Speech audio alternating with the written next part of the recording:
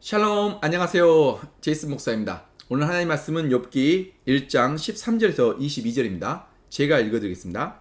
하루는 욥의 자녀들이 그 맏아들 집에서 음식을 먹으며 포도주를 마실 때 사안이 욥에게 와서 이르되 소는 밭을 갈고 나귀는 그 곁에서 풀을 먹는데 스밧 사람이 갑자기 이르러 그것들을 빼앗고 칼로 종들을 죽였나이다. 나만 홀로 피하였으므로 주인께 아래로 왔나이다. 그가 아직 말하는 동안에 또 한 사람이 와서 아뢰되 하나님의 불이 하늘에서 떨어져서 양과 종들을 살라버렸나이다. 나만 홀로 피하였으므로 주인께 아래로 왔나이다. 그가 아직 말하는 동안에 또 한 사람이 와서 아뢰되 갈대아 사람이 새 무리를 지어 갑자기 낙태에게 달려들어 그것들을 빼앗으며 칼로 종들을 죽였나이다. 나만 홀로 피하였으므로 주인께 아래로 왔나이다. 그가 아직 말하는 동안에 또 한 사람이 와서 아뢰되 주인의 자녀들이 그들의 맏아들 집에서 음식을 먹으며 포도주를 마시는데 거친 들에서 큰 바람이 와서 집 내 모퉁이를 치매 그 청년들 위에 무너짐으로 그들이 죽었나이다. 나만 홀로 피하였으므로 주인께 아래로 왔나이다 한지라. 욥이 일어나 곁옷을 찢고 머리털을 밀고 땅에 엎드려 예배하며 이르되 내가 모태에서 알몸으로 나왔은즉 또한 알몸이 그리로 돌아갈지라. 주신 이도 여호와시여 거두신 이도 여호와시니 여호와의 이름이 찬송을 받을지니라 하고 이 모든 일에 욥이 범죄하지 아니하고 하나님을 향하여 원망하지 아니하니라. 아멘. 하나님의 말씀입니다. 욥기는 5권의 지혜서 중에 하나입니다. 그리고 지혜서라는 말씀 그대로 하나님께서 우리에게 하늘의 지혜를 가르쳐 주시는 말씀입니다. 모든 지혜서의 결론은 하나님을 경외하고 하나님의 말씀과 뜻에 순종하라는 것입니다. 우리가 이 결론을 알고 이 결론을 가지고 지혜서뿐만 아니라 모든 성경을 우리가 읽고 묵상하시면 하나님의 말씀을 이해하는 데 많은 도움이 됩니다. 그리고 욥기의 특이한 점은 욥은 이스라엘 사람이 아니라는 것입니다. 이스라엘 사람도 아닌 욥이 성경 66권 중에 한 권을 차지하고 있습니다. 그의 이름은 이스라엘 족보에도 기록되어 있지 않을 뿐더러 그가 거주했다는 우스 땅의 정확한 위치는 아무도 모르지만 대부분의 학자들이 아람이나 에돔 지역일 것이라고 예측하고 있습니다. 지역이 어디가 되었건 분명한 것은 그는 이방인이라는 것입니다.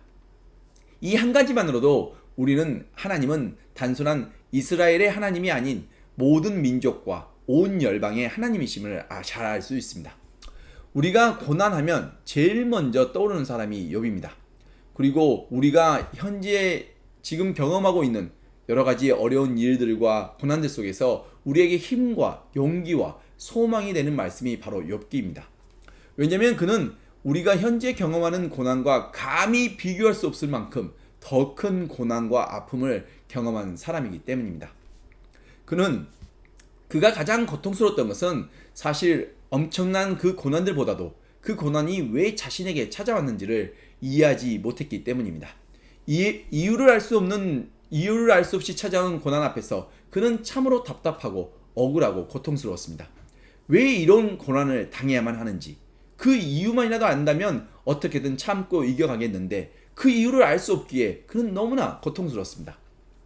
자신에게 불어닥친 고난이 자신의 죄의 결과라면 누구를 원망할 수 있겠습니까? 제 자신이 저지른 죄의 대가라면 말입니다. 그러나 욥은 1장에서 말씀하고 있는 것처럼 하나님께서도 칭찬할 만큼 하나님을 온 마음을 다해 경외하고 하나님 앞에서 범죄하지 않기 위해 최선을 다했던 사람입니다. 그는 자신의 10명이나 되는 자녀들이 생일 파티를 하고 나면 혹시 그 파티 속에서 하나님을 욕되게 할 만한 일이 있었을지도 모른다라는 그 생각에 자녀의 그 생일 파티가 끝나고 나면 자녀 한 사람 한 사람을 모두를 불러 그들 한 사람 한 사람을 위해서 번제를 드릴 정도로 하나님을 경외하고 죄를 멀리했던 사람입니다. 이 한 가지의 행동만 보아도 얼마나 하나님을 경외하며 하나님 앞에 범죄하지 않기에 온 마음을 다했는지를 알 수 있습니다. 이처럼 의로운 욥이 고난을 당했습니다. 그것도 도저히 감당할 수 없는 한 사람이 감당하기 어려운 그 고난을 모두 당했습니다. 내가 집에서 기르는 개 한 마리, 양 한 마리를 잃어도 너무나 억울하고 분하고 답답할 텐데 욥은 양 7,000마리, 낙타 3,000마리, 소 500마리, 나귀 500마리, 그리고 수많은 종들과 무엇보다 자신의 사랑하는 아들, 딸 10 모두를 한날 한시각에 모두 다 잃었습니다.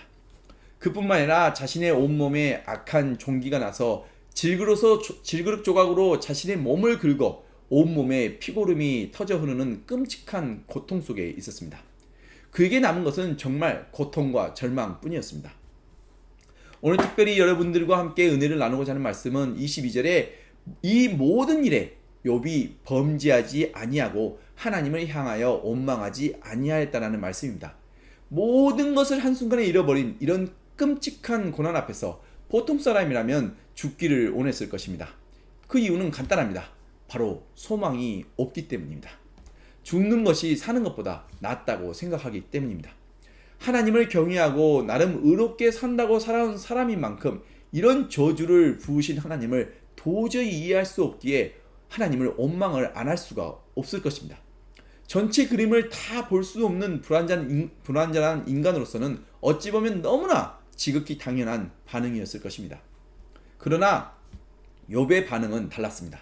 20절에 욥이 일어나 겉옷을 찢고 머리털을 밀고 땅에 엎드려 예배하며 라고 기록되어 있습니다. 그는 자신의 겉옷을 찢고 머리털을 밀어 자신의 고통과 슬픔을 표현하고 있습니다. 그러나 옷을 찢고 머리털을 밀어 고통과 슬픔을 부르짖으며 끝나는 것이 아니라 그 뒤에 땅에 엎드려 예배하며 라고 이어지고 있습니다. 자신의 고통과 슬픔을 하나님께로 가져가 하나님 앞에 엎드려 하나님께 호소하며 하나님의 위로를 간구하고 있습니다. 이처럼 그는 고통과 슬픔을 하나님께 호소하면서도 이 모든 일에 욥은 범죄하지 아니하고 하나님을 향하여 원망하지 아니하였다고 기록하고 있습니다. 그도 사람인데 이런 엄청난 고난 속에서 어찌 슬프지 아니하고 고통스럽지 않겠습니까? 그는 너무나 많이 아프고 슬펐을 것입니다. 그러나 그는 고통과 슬픔을 다른 사람에게 누구에게서 위로받기보다는 또는 누군가를 원망하기보다는 제일 먼저 그는 하나님 앞에 엎드렸습니다. 그리고 하나님께 예비하며 기도로 고통과 그의 슬픔을 호소하였습니다. 그럼 이런 엄청난 무게의 고난과 절망 속에서도 그가 하나님을 향하여 원망하지 않고 범죄하지 않을 뿐만 아니라 하나님께 예배하고 기도할 수 있었던 그 근거가 무엇일까요? 우리에게도 이러한 고난이 찾아왔을 때 하나님을 원망하지 아니하고 하나님 앞에 범죄하지 않을 수 있을까요? 이러한 시험을 통과하기 위해 우리에게 필요한 것은 무엇일까요? 제일 먼저는 하나님의 절대적인 주권을 인정하는 것입니다. 인정하는 그 믿음입니다. 21절에 내가 모태에서 알몸으로 나왔은즉 또한 알몸으로 돌아갈지어니 이도 주시는 이도 여호와시요 거두시는 이도 여호와시오니 여호와의 이름이 찬송을 받을지어다 라고 말씀하고 있습니다. 하나님 앞에 바짝 엎드려 하나님께 예배하고 기도하고 있습니다. 그는 고난 속에서 제일 먼저 한 것이 바로 예배와 기도입니다. 고사성어 중에 공수래 공수거라는 말이 있듯이 인간은 빈손으로 와서 빈손으로 갑니다. 이 땅에 아무것도 가지고 갈 수가 없습니다. 욥은 인간이 알몸으로 나왔은즉 다시 알몸으로 돌아가야만 하는 그런 인간의 한계를 알고 모든 생명과 죽음의 주관자 되신 하나님을 경외하고 찬양하고 있습니다. 그리고 자신이 소유했던 그 모든 것들이 하나님으로부터 왔음을 인정하고 그러므로 하나님께 이 모든 것을 하나님께서 다시 거두시는 것 역시 정당하다고 인정하는 놀라운 믿음을 고백하였습니다. 모든 것에서 진정한 주인은 하나님이심을 인정하는 정말 놀라운 믿음의 고백입니다. 로마서 9장 20절과 23절에 사도 바울이 말씀하시길 이 사람아 내가 누구이기에 감히 하나님께 반문하느냐 지음을 받은 물건이 지은 자에게 어찌 나를 이같이 만들었느냐 말하겠느냐 토기장이가 진흙 한 덩이로 하나는 기이 쓸 물건을 하나는 천이 쓸 그릇을 만들 고난이 없느냐 만일 하나님이 그의 진노를 보이시고 그의 능력을 알게 하고자 하사 멸하시기로 준비된 진노의 그릇을 오래 참음으로 간용하시고 또한 영광 받기로 예비하신 바 긍휼의 그릇에 대하여 그 영광의 풍성함을 알게 하고자 하였을지라도 무슨 말을 하리요? 라고 말씀하셨습니다. 그렇습니다. 하나님은 토기장이고 우리는 그의 손에 지어진 진흙 덩어리입니다. 토기장이가 그의 손에 지어진 진흙 덩어리로 무엇을 빚으시건 또 그 지은 것을 깨트려 버려도 그 모든 것은 토기장이 뜻에 달려 있습니다. 바로 이러한 주인의 절대적인 주권을 인정하는 믿음이 욥에게 있었기 때문에 그는 고난 속에서도 하나님을 원망하거나 범죄하지 않을 수 있었던 것입니다. 두 번째로 우리는 욥이 알지 못하고 있는 한 가지 비밀을 알고 있습니다.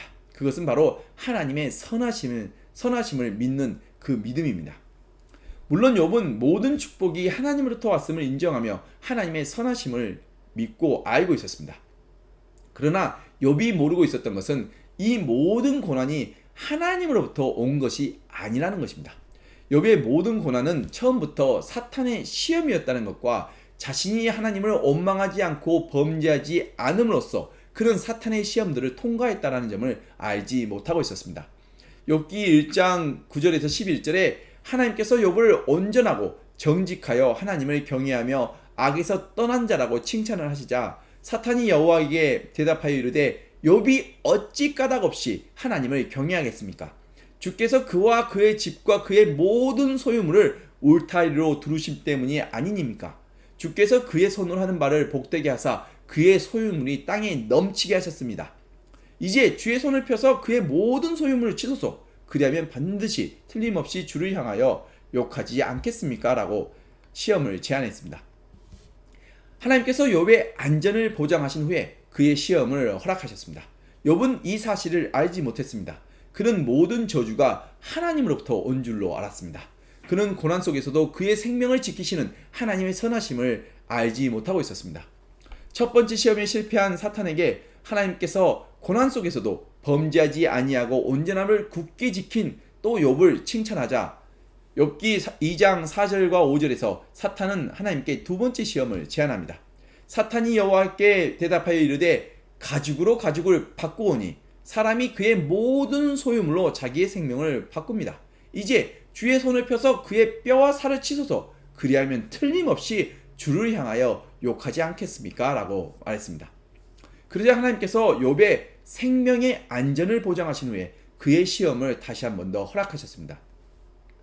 이번에도 그는 하나님께서 자신의 생명을 지키고 계심을 알지 못했습니다. 우리의 생명을 지키시고 보존하시는 하나님의 선하심을 우리는 욥기를 통해서 잘 알 수 있습니다. 그리고 무엇보다 하나님의 선하심을 확인할 수 있는 것이 바로 욥기의 결말입니다. 욥기가 고난과 슬픔으로 끝나는 것이 결코 아닙니다. 욥기 42장 11절에서 16절에 여호와께서 욥의 말년에 욥에게 처음보다 더 복을 주시니 그가 양 14,000과 낙타 6,000과 소 1,000마리와 암나귀 1,000마리를 두었고 자녀들도 아들 7과 딸 3을 두었으며 모든 땅에서 욥의 딸들처럼 아름다운 여자가 없었으며 그 후에 욥이 140년을 살며 아들과 손자 4대를 보았다고 기록하고 있습니다. 이것이 바로 욥기의 결말입니다. 이처럼 우리는 욥기의 끝이 하나님의 축복으로 그가 잃어버린 모든 것들을 2배로 더 받았음을 잘 알고 있습니다. 이것이 바로 하나님의 선하심이고 우리는 이 하나님의 선하심을 믿고 있기에 고난 속에서도 하나님을 찬양하고 감사할 수 있어야 하는 것입니다. 우리의 끝은 여기가 아닙니다. 하나님은 언제나 선하십니다. God is good all the time. All the time, God is good. 하나님의 선하심은 예수 그리스도를 통해서도 우리는 쉽게 확인할 수 있습니다. 하나님께서 저와 여러분을 위해 예수님을 보내주셨을 뿐만 아니라 저와 여러분의 죄를 대신하여 십자가에까지 내어주셨음이 바로 그 하나님의 선하심의 증거입니다. 예수님께서 하신 모든 사역이 그리고 예수님의 십자가가 바로 하나님의 선하심을 잘 보여주는 증거들입니다. 예수님께서 하신 사역 중에 우리에게 해가 되는 것, 또 우리에게 악한 것이 단 한 가지라도 있었는지 한번 생각해 보십시오. 예수님께서 이 땅에 왕으로 오셨지만 세상의 왕들처럼 화려한 궁전에서 태어나지 않으셨습니다. 예수님은 초라한 마구간에서 태어나 가난한 목수의 집에서 하나님의 때를 기다리셨습니다. 그리고 하나님의 때가 되었을 때 맹인이 보고 못 걷는 자가 다시 걸으며 나병 환자가 깨끗함을 받으며 못 듣는 자가 다시 들으며 죽은 자가 살아나며 배고픈 자들을 먹이시고 가난한 자들에게 복음을 전하시고 포로된 자에게 자유를 선포하시고 눌린 자를 자유롭게 하시며 주의 은혜의 해를 전파하셨습니다. 이처럼 선한 일만 하신 예수님이 가장 흉악범들을 처벌하는 십자가에서 죽으셔야 할 이유가 단 한 가지라도 있었는지 한번 찾아보십시오.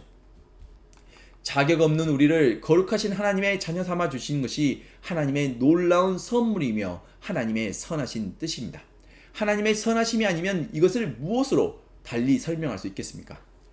예수님께서 하나님의 선하심을 또한 이렇게 말씀하셨습니다. 마가복음 10장 17절과 18절에 부자 청년이 예수님을 찾아와 묻기를 선한 선생님이여 내가 무엇을 하여야 영생을 얻으리이까 하고 묻자 예수님께서 이르시기를 내가 어찌하여 나를 선하다 일컫느냐 하나님 한 분 외에는 선한 이가 없느니라 라고 말씀하셨습니다. 또한 마태복음 7장 11절에서 예수님께서 말씀하시길 너희가 악한 자라도 좋은 것으로 자식에게 줄 줄 알거든 하물며 하늘에 계신 너희 아버지께서 구하는 자에게 좋은 것으로 주지 않겠느냐라고 말씀하셨습니다. 하나님의 선하심은 정말 하루 종일 우리가 이야기를 해도 시간이 부족할 것입니다. 이처럼 선하신 하나님이 바로 저와 여러분의 거룩하신 하나님 아버지이십니다. 우리를 지으시고 우리를 부르시고 또 우리를 다시 살리신 하나님 아버지이십니다. 우리가 하나님의 선하신 뜻을 신뢰할 때 우리는 고난 속에서도 하나님을 찬양하며 감사할 수 있습니다. 그럼 선하신 하나님 아버지께 우리는 어떻게 반응해야 하는 걸까요? 욥기의 믿음이 바로 우리가 보여야 할 바로 반응입니다. 어떠한 상황 속에서도 하나님의 선하심을 믿는 믿음이 바로 우리가 보여야 할 반응인 것입니다. 주시는 이도 하나님이시고 거두시는 이도 하나님이심을 인정하고 모든 일에 감사하는 마음이 바로 우리가 보여야 할 반응입니다. 우리가 욥기 1장과 2장의 고난을 보면서도 우리는 욥을 불쌍하다고 하지 않습니다. 그 이유는 우리가 욥기의 결말을 잘 알고 있기 때문입니다. 이는 마치 이미 6대3으로 승리한 축구 경기를 다시 재방송으로 보는 것과 같습니다. 현재 보고 있는 이 장면이 너무나 아무리 난전을 겪고 있고 현재 스코어가 우리 팀이 3대0으로 지고 있다고 할지라도 우리는 전혀 걱정하지 않습니다. 왜냐하면 우리는 이미 이 경기에서 6대3 역전승으로 이긴 것을 잘 알고 있기 때문입니다. 지고 있을 때가 오히려 더 흥미진진합니다. 이제 곧 반격이 시작되고 연속골을 넣어서 역전해가는 멋진 장면들이 남아있기 때문입니다. 이것은 욥기뿐만이 아닙니다. 요셉은 어떻습니까?